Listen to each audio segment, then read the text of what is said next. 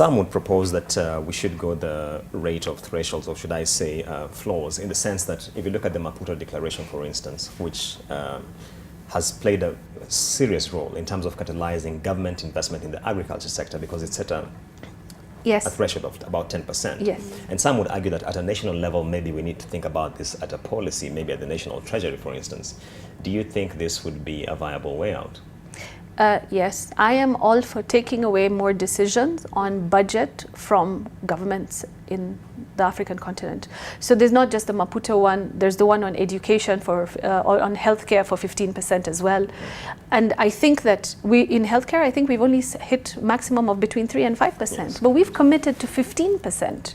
So why are we not doing it? Like, why are we not honoring obligations? Where is there a harm in spending 10% more on the budget? So I think more and more policy needs to be codified into treaties, which we're doing already at the continental level, but also legislation and the constitution if necessary. Just recently I was looking at, though different from this, but again a topic that is here with us to stay, the topic of climate financing and climate change.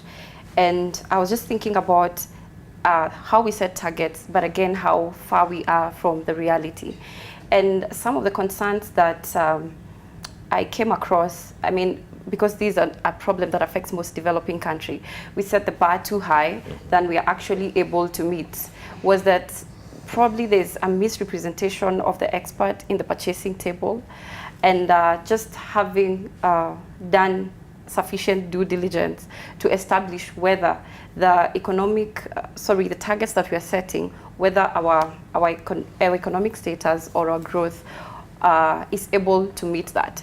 Because it's better to still set lower targets, but again meet them, other than every other time we hardly even meet half. Because I think even on the Maputo Declaration for Agriculture, I don't even, though we are now the question of devolution, both now coming from national and county level, I don't think we are still halfway there.